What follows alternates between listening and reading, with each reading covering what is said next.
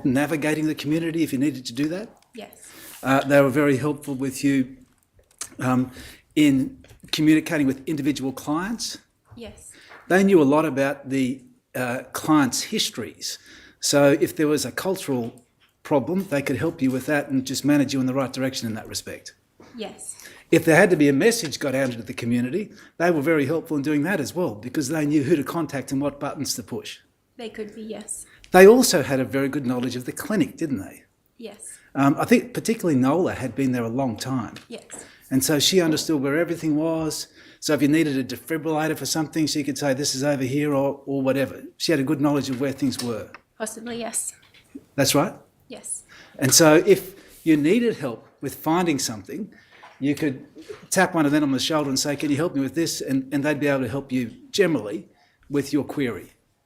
Yes, although I don't remember from memory staff having to ask them to get equipment. Okay.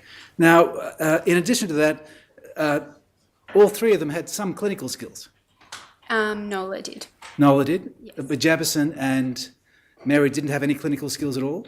They weren't trained Aboriginal health practitioners. But were they able to provide some clinical assistance? I'm not sure if they had done a first aid course or anything like that. All So right. I wouldn't be able to speak to that. But for a young person like you coming into that community of nurses and that clinic, they were very important people Yes. Yep. and provided a fantastic access or bridge to the community. Yes. Now, on 6 November 2019, were you present with Luana and Vanessa when they discovered that Luana's unit had been broken into? I was over there afterwards. And so were you there when the police arrived? Yes. Oh, I was there during the time that the police was there. I can't remember if I was there when they had arrived. And was it at that point in time that you discovered that the police knew or suspected who was doing this? No. So you weren't involved in any discussion at that point in time with Constable Hand or Senior Constable Smith? No, not in regards to who they thought was doing the break-ins. All right. So then on 8 November 2019, late in the evening and then early in the following morning, there were some break-ins in around the duplexes, Yes. and you were contacted, I think, by Vanessa at about 1:15 a.m. Yes. And soon after that, you had a discussion at Janine's house where you had a cup of tea and talked about these things. Yes. And the police came at that time at some stage? No, they arrived prior. Myself and Vanessa met them outside of Vanessa's house after they had reviewed both the houses, and we had a discussion after that at the police car. We then went to Janine's house. Right. And is it the case, and can we please see document 911, PDF page 5?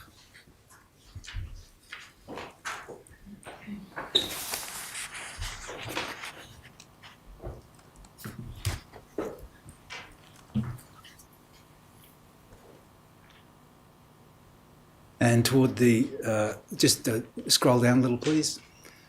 And we can see there, you say when you were interviewed by the police in June of 2020, so we had a look around the Warner's house and they'd been done again, but they didn't quite get in because we'd reinforced the crin-safe sheeting. You've got lots of, what are they called, like drilled holes and screws and stuff. So that was kind of reinforced. But there was like massive pickaxe heads and shovels and rakes and quite a lot of that stuff around the house. And then Janine's husband got broken into. If we go to just scroll down a little further. So that paragraph there. So when the police came, they did all our statements, like went through everything. We got the job number, and they had thought that it might have been related to the fella that was in the community. So was it the police who told you about the fellow that was in the community? Yes. And did they tell you anything about what the fellow had done? No, just that they thought they knew who might be leading the break-ins. Yes. That the person had lunged at police officers with an axe prior when they had tried to arrest him, and that there was a plan in place. Did the police officers say that the axe was the same? The pickaxe that you saw was the same? No. So you put two and two together, did you? No, I didn't. The police officers said they thought that they knew who was doing the break-ins. Okay. Can we scroll through to page 11, please, of the PDF?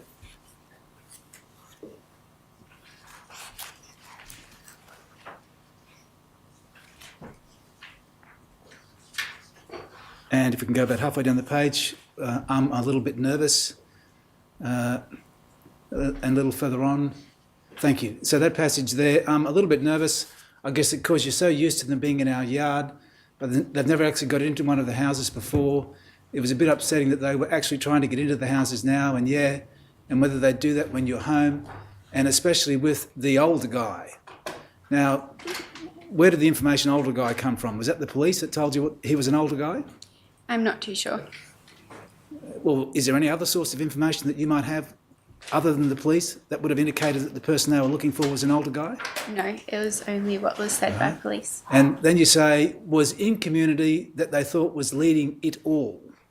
By it all, did you mean all of the break-ins? Yes. And usually it was just kids, but to have like an older guy doing it as well made me a little bit nervous. So did you have an impression that this was an older guy in the community who was leading these break-ins with the kids now? Yes. All right. And then if just through to page 14.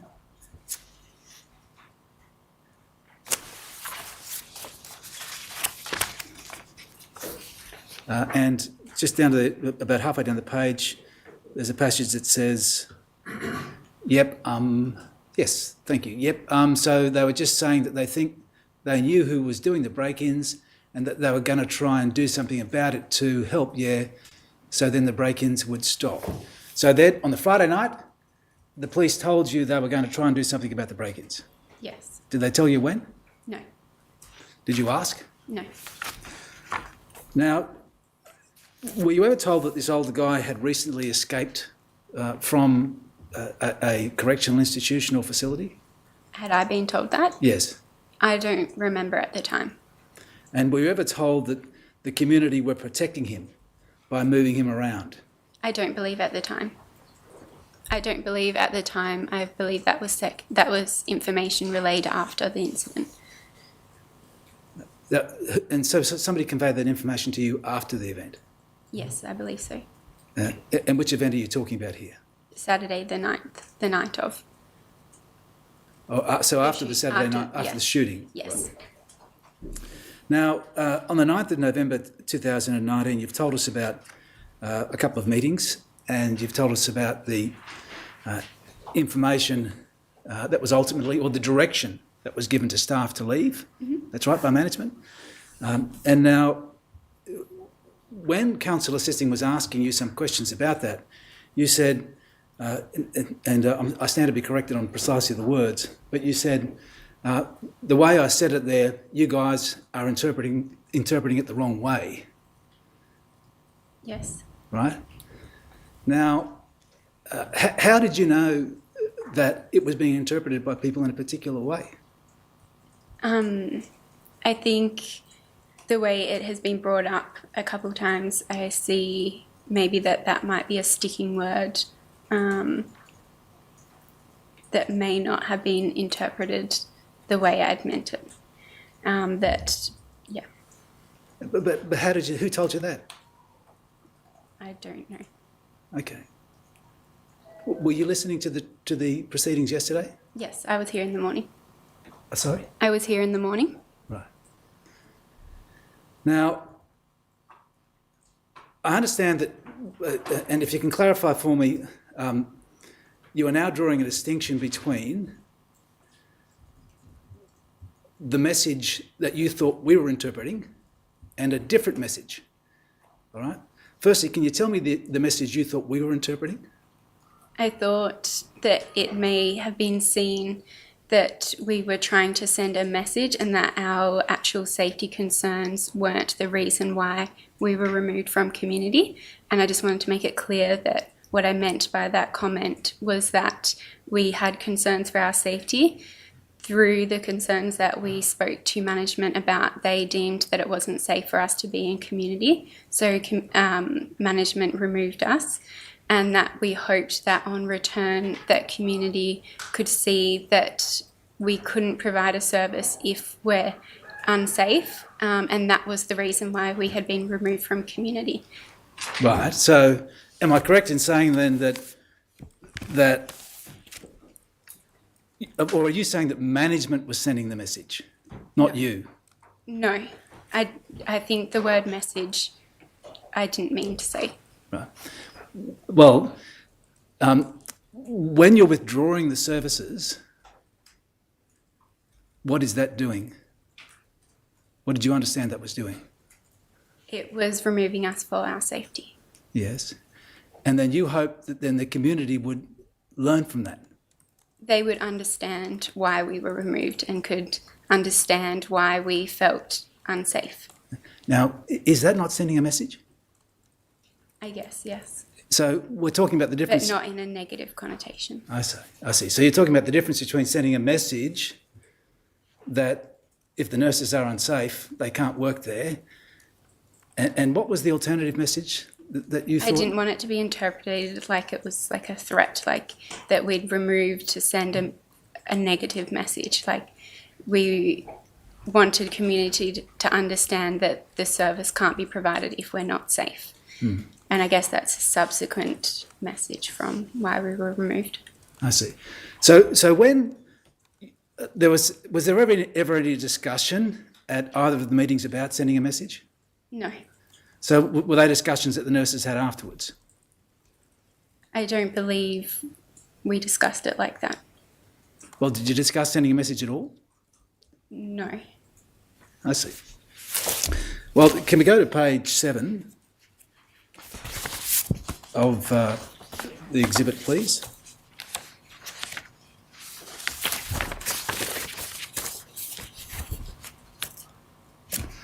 And at the top of the page, can you see that passage?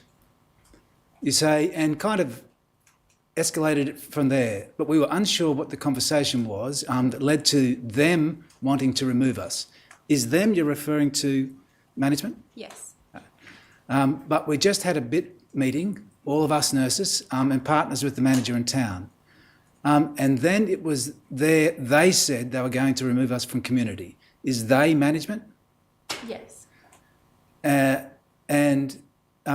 we thought it was just going to be like a one-night thing and we'd be back. Is we the nurses? Yes. And then you continue on, and we'd be back. The community would know that they couldn't break into our houses, but obviously other things happened. So when you expressed it there, you said that the community would learn that they couldn't break into our houses. Yes, they would understand that if we are unsafe, we would be removed from community. Yeah. During the course of either of these meetings, did you ever suggest that you just have a meeting with elders and police and convey that message rather than...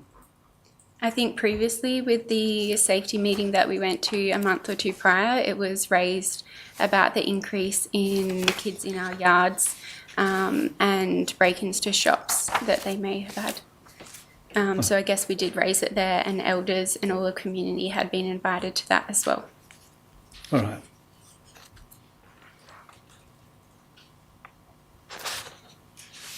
Then if I could please have page 9.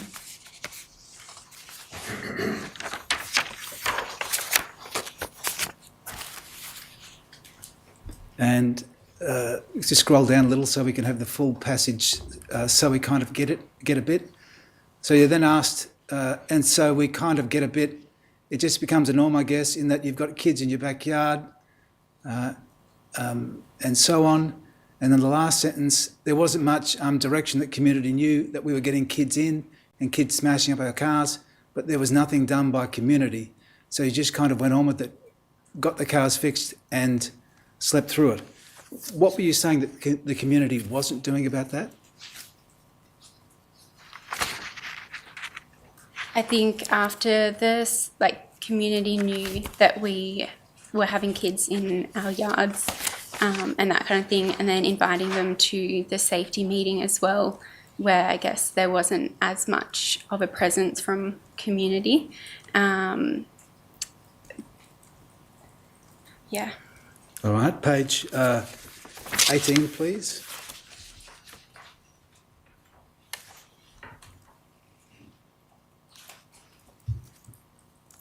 And then if we can just scroll down about 10 lines. So that's it, a little up. So that passage there, and then when Town had called, they spoke about removing us from community, and then we were talking about that generally. Sometimes we don't feel quite supported by management, so we were just like, they're finally supporting us. We should just go and do what they're saying to take us out of community. And then you said, and then hopefully community would get the idea that we can't be broken into, we can't have our houses broken into, cars broken into, because then that takes us off the floor to be able to provide care to the community. Again, that's sending a message, isn't it? You're hoping that there will be a message sent? An understanding by community, yes. Yes, an understanding by the community. And then page 21, please.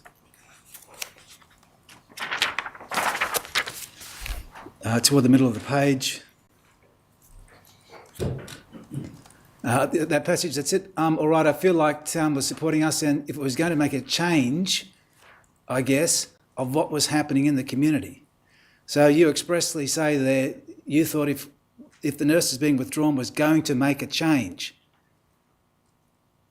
That on return, our safety concerns could be addressed. Yes, and you continue on, I guess, of what was happening in community. There'd be less break-ins, and the community would kind of get it, that you can't be doing this stuff because otherwise you're not going to have a health service. That's what you said? That's what I said, yes. And that was true. That's what you thought, wasn't it? What do you mean? Could you... Well, let's not sugarcoat it. You thought that what was happening here was that the nurses and management were sending a message to the community that unless they stopped doing this stuff, they weren't going to have a health service. I think we wanted the community to understand that if the safety of the nurses were put at risk, then the health service can't continue as fully staffed as it could be. Like if we were continually going to be put at risk, then if we were then having to be removed from community, then that changes the service that we can provide for healthcare, which is very important in Aboriginal communities. Yes. Now, at page 42, we don't need to go to it. You talk about there being, you say there was over 20 police that were in the vicinity after the event. Yes. That is, and that's in and about the town? Yes. And there are quite a lot of police in military type uniforms? I believe so, yes. Yeah, and you saw them with guns? I believe so. Yeah, and you saw them at various places throughout the town? Initially, yes. Can you ever recollect seeing some around the big shop? Around the what, sorry? Big shop? I don't remember specifically, no. And just the mere presence of those police for you, so the visual presence for you, made you feel safer? It made me feel unsettled, to be honest, that they had put increased policing in community. Yes. Well, we better go then to 42, sorry. In your statement, you said it made you feel safer. Well, yes, it would make me feel safer, but it is unsettling that they felt the need to increase the amount of police in community. Well, just scroll up a little. Sorry, scroll down, sorry. So here's what you said. I guess I felt a little bit safe knowing that there was more police there and they were doing the patrols and checking in at the clinics every day. They were coming out to all the on-call when you got called out and that kind of thing, which made you feel a bit safer. Yes. You don't mention anything there about being unsettled by the increased presence of police officers. Yes. But that's your evidence now that, in fact, it made you feel unsettled rather than feeling safer. Well, I felt safer knowing that there's an increase in police presence, but it is unsettling that they felt the need to have increased police. There was enormous support for the nursing staff and the staff at the clinic in the community, wasn't there? Yes. There always was before the 9th of November. What do you mean by that? Well, there was always a lot of support in the community for the Unima Clinic before the 9th of November 2019, when the shooting happened. In terms of police? No, in terms of the community. The The community supporting us, yes, yes. correct. And there was support after the 9th of November. Yes, initially, I think, obviously, after the events, it took a little bit to build the rapport and trust back up with community. But you talk about Jabison Williams' father coming to visit you and others at the clinic Yes, and telling you about his support. yes. And your experience was that the overwhelming number of community members supported the clinic and supported the nurses. There was a number of people that supported us, and there was a few that were upset with the clinic, understandably. And that never changed. The divide of... Well, it never changed that there was the substantial number of people in the community supported the nursing clinic. I think after the event, coming back, there was a large number of communities that were understandably upset. And then after building the rapport and trust back up, that shifted back to having the similar kind of relationships we had prior to the event. Thank you, Ron. Are there any other questions? Mr. Derrick. Good morning, my name is Mr. Derrick from North Australian Aboriginal Justice Agency. Just want to ask you about how you felt targeted, the health staff felt targeted. So far, the court yesterday has found that occurred that there were other break-ins to other organisations that happened prior to November 2019, which I'm about to list. And I was just wondering if you could let me know if you recall any of these other break-ins occurring. So one break-in was at the childcare centre. Do you remember that? I don't remember specifically. And then the other one was the school, as well as the teachers' houses during their holidays. Do you remember that one? Yes. And the White Axe staff and their houses, which were broken into while they were on leave. Do you recall that? Roughly, yes. And the shops were getting broken into. Yes. Okay. Were there any other break-ins that you were aware of while you were in Yundum? Not that I'm aware of, no. Okay. Now, you'd accept then, wouldn't you, given these other break-ins, that health wasn't the only organisation that was benefited by break-ins? Throughout the whole time, yes.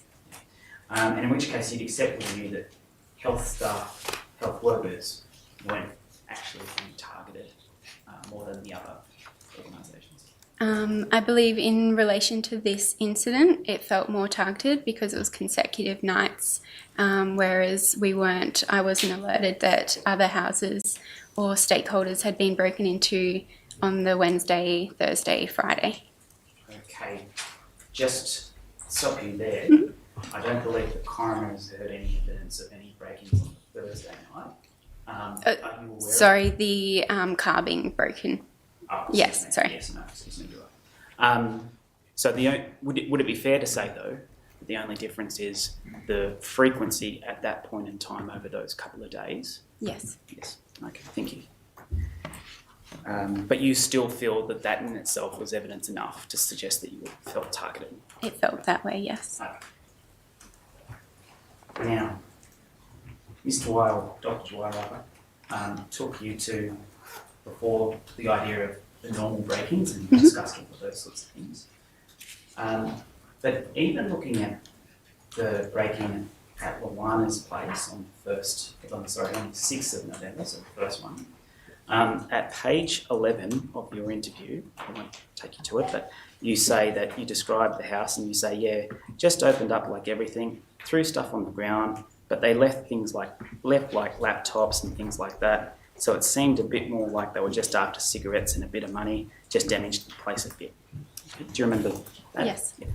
Okay. Is it fair to say that given what they chose to take and what they didn't take, was that this seemingly was aimed at property, as in seeming to wanting to get some cigarettes and with some money, perhaps. It could have been seen like that. Yes. Okay.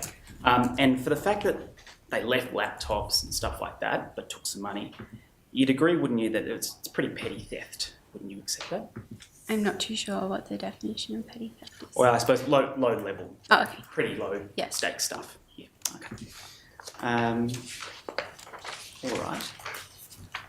And then at page 5 of your recorded interview, you say that Vanessa called you at about 1:15 in the morning on the 9th, or night of the 8th, morning of the 9th, and she called the police, and then you say that they got there at about 1:20 or 1:25.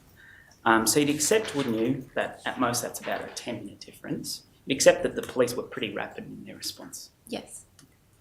Now, yesterday, the coroner heard some evidence from Vanessa Watts saying that the night patrol was good in the community because they kept an eye on the nurses' accommodation. That's my understanding. Sorry. Do you know who the night patrol is? I can't remember their names, sorry. Okay. But I had met them. You had met them? Yes. So would you agree with Vanessa's assessment that they would occasionally check out on the nurses' accommodation? Yes. Yeah. Okay.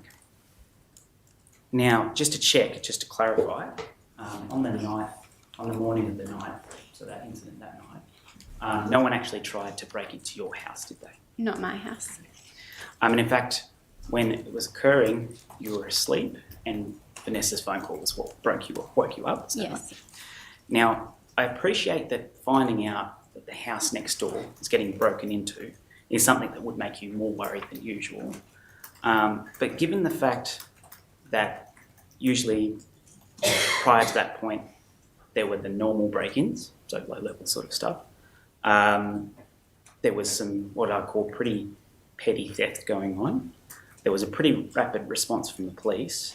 There was night patrol keeping an eye on the nurses' houses, and then your house not being actually broken into. Do you accept that perhaps there really wasn't a large risk to your own personal safety? I don't think so. I think the location of where the break-ins were and the unknowing of whose house could be broken into, I still feel, and at the time I felt like our safety was in question, I guess. Okay. Now, one thing you found out that night, and if I understand your evidence correctly, was that Sergeant Frost told you about the suspected person who was leading the break-ins, Yes. and that was a person who lunged at the police with an axe. Yes. Was that something that factored into your fear of what was your sense of fear of what would happen? Yes. And when you were aware of the pickaxes, Mm-hmm. did you think, well, that sounds like a connection between those two events?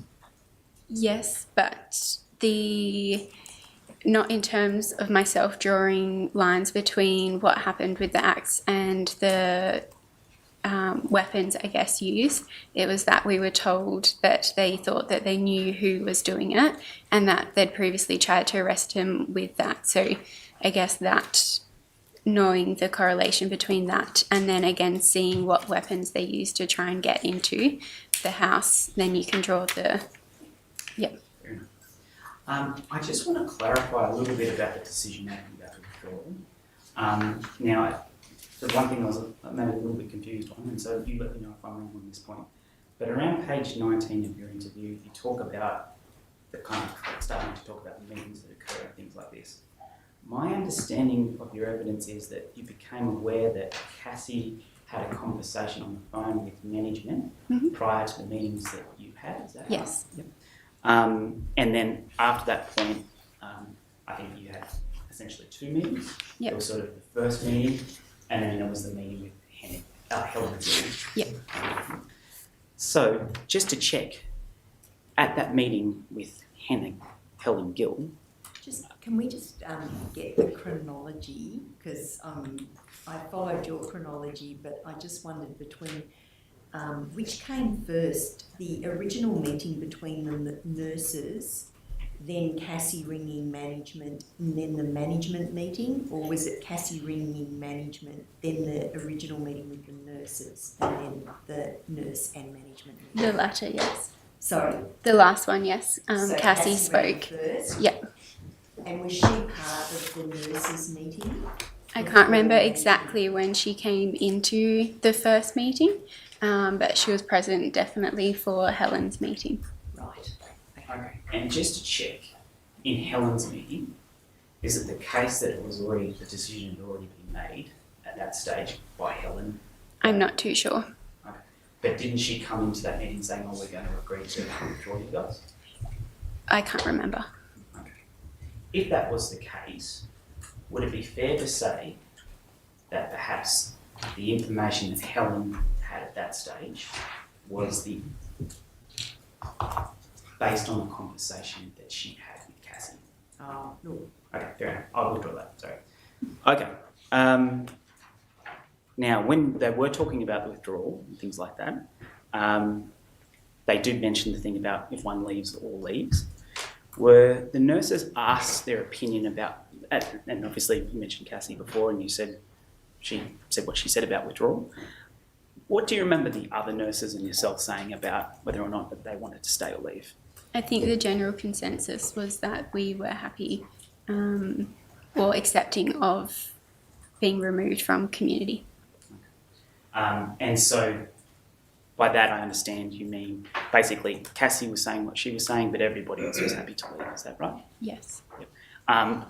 I believe there might be some evidence before the coroner to say that maybe Julie Cook was happy to leave the next day. Would that be about right? There was something about that just in terms of them packing and that kind of thing. But I don't think it was like they were happy to leave community that day. It wasn't really a big pushback thing. Okay. And then when you've been told it's all in, all out sort of thing, and Cassie puts her position forward, did anyone reconsider the situation at that stage? Not that I'm aware of. Okay, fair enough. Now, in either of those meetings you had with the original nurse meeting and the one with Helen, in any of those meetings, did anyone discuss the alternatives to a full withdrawal, say such as say hiring private security to come out to community or something like that? Not that I'm aware of, no. Okay. Did anyone talk about potential for extra police, maybe potentially making people feel safer? Not that I'm aware of. Okay. Did anyone talk about doing a risk assessment to the patients? Not that I'm aware of. Did anyone talk about doing a handover for the more vulnerable patients that you guys were servicing? Not that I'm aware of. Okay. Did anyone suggest that the staff maybe should involve the staff from Purple House and the nurses from the old age care and things like that in the planning for the withdrawal? Not in the planning that I know of, but they were notified. They were notified. Okay. Right.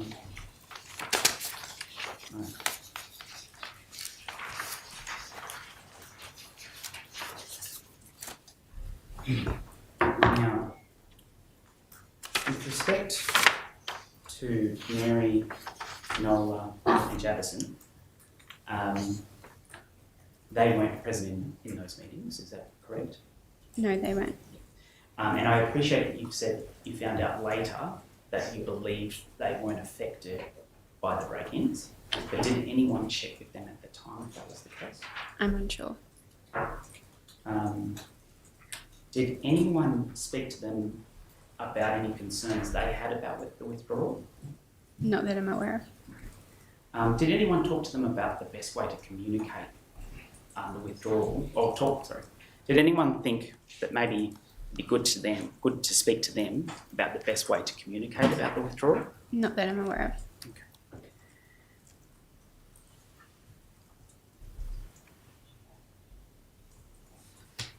Now, you mentioned... This question. In hindsight, it seems like there was a pretty good resource connected into the community that could have been used. And I appreciate you're young and inexperienced at the time. But do you have any insight why that was overlooked by everybody? I'm not too sure, to be honest. I guess obviously in hindsight, you can see how we should have utilised that, but at the time, I think I'm not too sure. Sorry. And just sort of on that thing, you mentioned before that there was a community safety meeting before a couple of months ago, and we tried to communicate to the community about safety risks and things like that. Was that on the advice of Nola, Javison, or Mary? I don't believe so. And had anyone around that time or subsequent to that, did anyone ask them, hey, what's the best way to get the message, if you will, through to the community? Did anyone ask them that? Not that I'm aware of. Okay. Now, moving forward a bit and talking about when you're engaging with the Uluru nurses, at page 21 of your interview, you said, I wasn't quite aware that Uluru may not have been informed about the situation by town, so I did feel quite bad about them getting lumped with the service. Just to check, according to the 2016 census, Uluru had a population of about 220 people. Does that seem about right? Yep. Yep. And at that stage, only 2 nurses? I believe so. And you mentioned that you were concerned.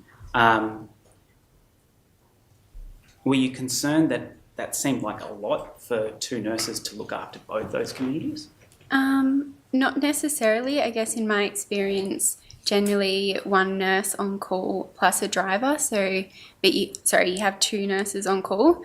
Primary nurse takes the call outs and goes out with a driver. If there's more than 1 incident, then the second nurse can be called out as well. So I guess going from their small community and then having to have another community to care for, you can understand that that's an additional workload on them. But and then possibly harder for the distance, like you have to quickly get to one place to yeah, geographically, yes, you could see that. I want to talk a little bit about the training that you mentioned earlier before. We're talking about communicating through language. One avenue for communication that you did mention was the use of AIS interpreters, Aboriginal Interpreter Services interpreters. Have you, when you were in Yunanu, were you encouraged to seek the assistance of AIS? I'm not too sure in Yundamu. Do you remember ever booking in an interpreter? No. In Yundamu, not. Do you feel in retrospect that there might have been some times when an interpreter might have been prudent to have? I think generally if it's like an older person that came in that didn't speak great English, generally they would come in with a family member that did. So you could, I guess in an unofficial way, you use them as your interpreter. In retrospect, would you accept perhaps probably the best way or the gold standard would be to use AIS?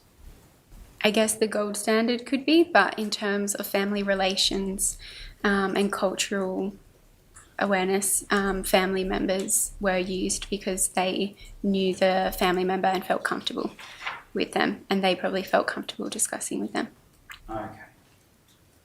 But I do see how the interpreter services are important to use. And those benefits you just mentioned of family members, effectively acting as interpreters, was that something that other staff members suggested to you, or the Department of Health broadly suggested to you, that might be a benefit of those way of... I don't think it was suggested, it was just how you did it out there. Okay. Now, mention some of the training that you did in Alice Springs. In any of that training, did you ever come across the concept, and I'm not trying to be smart or anything, but did you ever come across the concept of gratuitous concurrence? I don't know what that is, sorry. That's okay. That's all right. Have you ever, while you've been in the Department of Health, have you ever had any training on unconscious bias? Not that I know specifically. Now, you talked about the general training that you got in Alice Springs. So as I understand it, that was sort of cultural training for Aboriginal people generally across the Northern Territory. Would that be fair to say? And you talked about the different kinds of customary requirements and things like that. Did you ever get something specific to Yuendamu for that? Like in the same way? Not that I know of.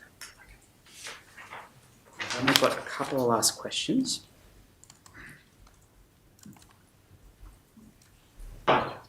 You mentioned you were in Waterhead and that when things were becoming difficult, you'd have to reduce service instead at the clinic. What kinds of circumstances triggered a reduced emergency service, as you mentioned? When there was fighting outside the clinic, there was a large patch of like flat land near where our clinic was, which tended to be an area where they would gather to fight. So if that was happening, then it's not really safe for us to have the doors open for anything to come through. We would take the emergencies that would come through as a result of any of that unrest, or if there was other people that needed assistance. As best as you can remember, was that the only kind of circumstance that triggered the emergency sort of situation? From what I can remember, yes. And just on that particular incident, do you remember a particularly serious injuries that occurred out of that fighting or anything like that? Yes, so you'd get lacerations, legs, heads, from any weapons used. Okay.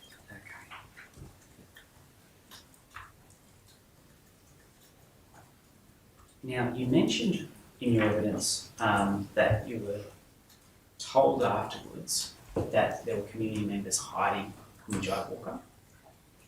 Do you remember who told you that? I believe it was a staff member, but I don't remember the person. I can't recall who it was. Okay. And a moment ago, Mr. Mullins mentioned about you seeing a benefit for extra police, but also then simultaneously, as you say, sort of feeling unsettled by that as well. Just so I can understand, do you think the unsettling nature of the extra police was the fact that the police service deemed things so serious in Yuendamu that required that extra level of response? Yes. Is that the unsettling nature? Yes. That's all my questions. Thank you very much. Thanks. Yes, so Mr. O'Brien will take this question. Mr. O'Brien, thank you. Thank you, Your Honour. Yes, Mr. O'Brien. Good afternoon, Ms Starbuck. My name's Connor O'Brien. I'm appearing on behalf of the Parumperu Committee, which is a committee of elders and leaners from Yuendamu. Do you understand that? Mm-hmm. Ms Starbuck, you've given evidence both today and in your interview with police that you understood you'd only be leaving Yuendamu for one night. Is that correct? That was an assumption. It wasn't told to us. It wasn't told to you, but it was a common assumption that was held by the nursing staff. I believe so. We hadn't experienced anything like this before, so whether or not that was a naive assumption, I'm not too sure. Did you discuss it with your colleagues? Yes. And from those discussions, your understanding was your colleagues also understood they'd be leaving for one night? We thought it would be. And Ms Starbuck, was that because you understood the longer that all of the healthcare staff left the community, the greater risk that posed to the community?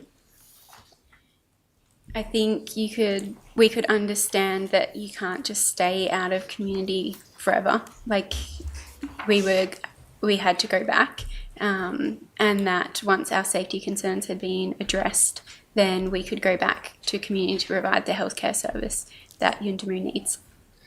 And Ms Starbuck, how did you understand that your safety concerns were going to be addressed?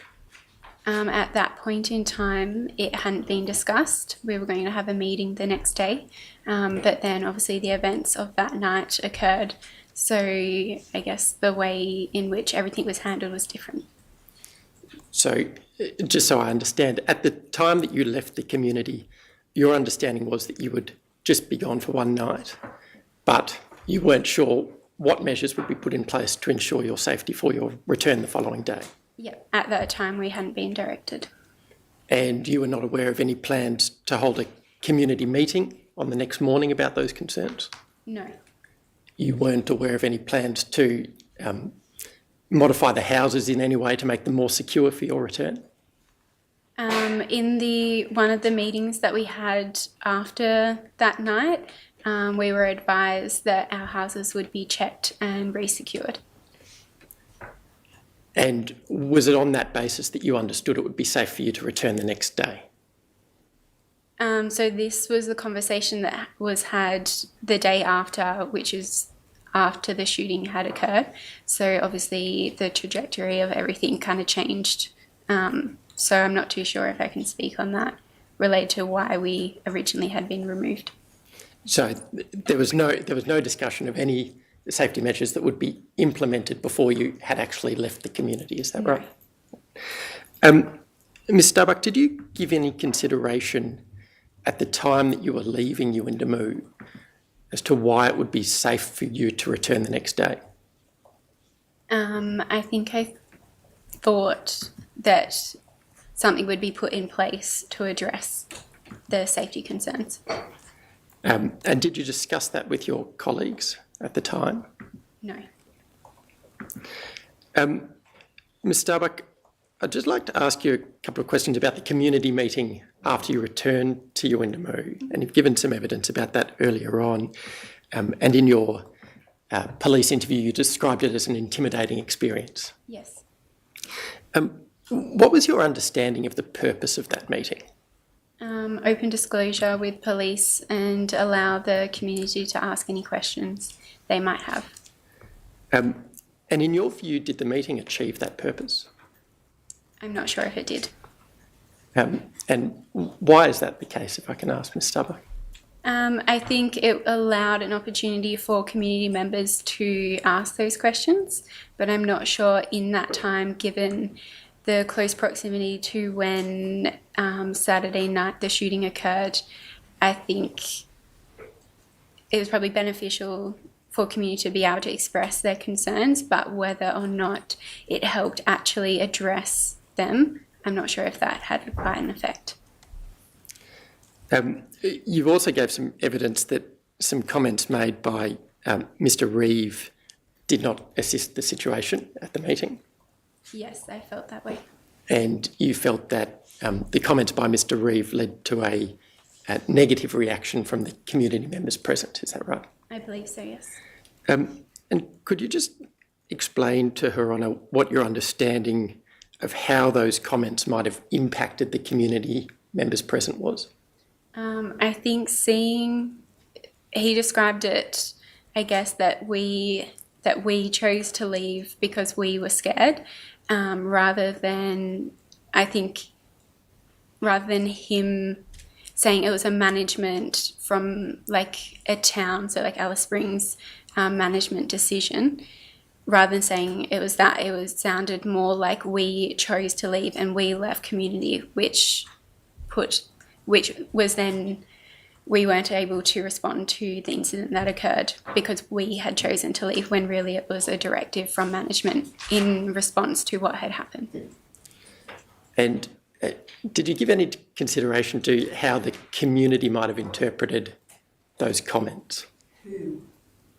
The community members present Are at you asking her if she considered how the community might have received them? Yes, that's what I'm asking, Your Honour. That's what she just told us, isn't it?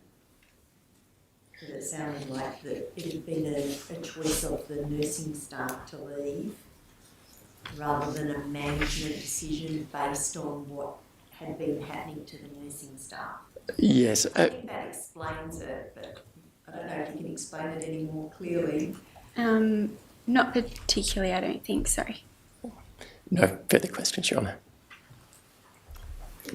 Yes, any other questions? Just Mr. Hutton? Thank you. Thank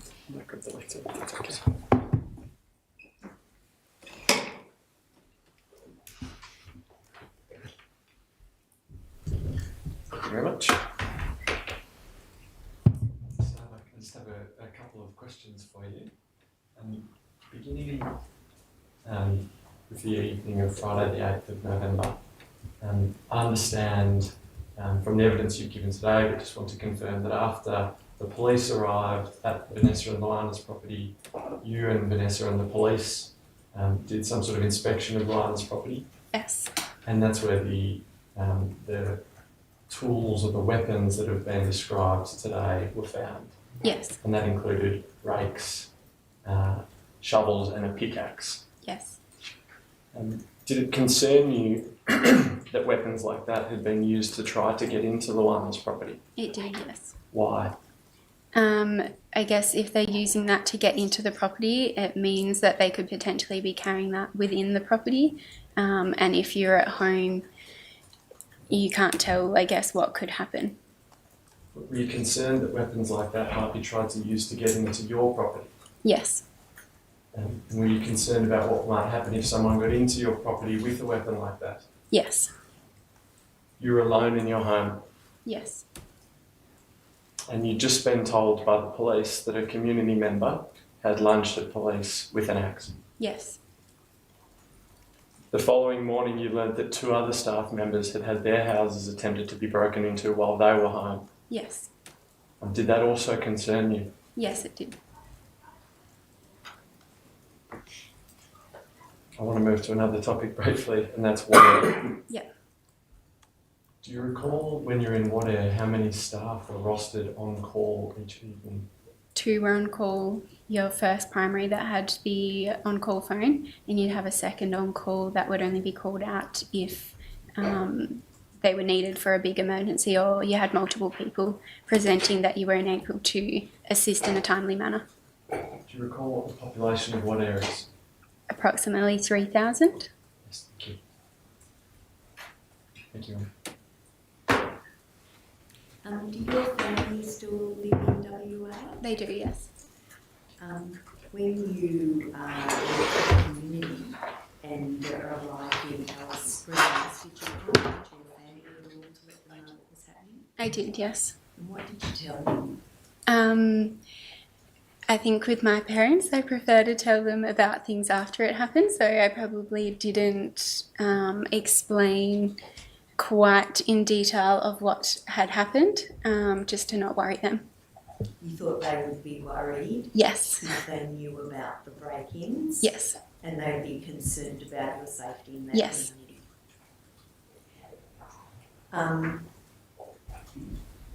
Thank you very much for travelling back to Alice Springs. That's okay. You're working in Hobart now? Yes. And what do you do in Hobart? I think I heard a little bit about it at the beginning. But I'm an agency nurse and midwife, so I'm just over there on a contract as a midwife at the moment. and where are you based? In WA. So thank you for coming back to Alice Springs and sitting here and listening to all those questions and giving those considered answers. It was obviously a very significant experience for you and everybody else who was in UNIMOVE that year, but particularly as your first year out. And the fact that you continued with those studies and went to Wadair and have also continued with your studies afterwards is a real credit to you. Thank you for taking your efforts. That's okay. Thank you. We'll adjourn for lunch. Full set for an important and for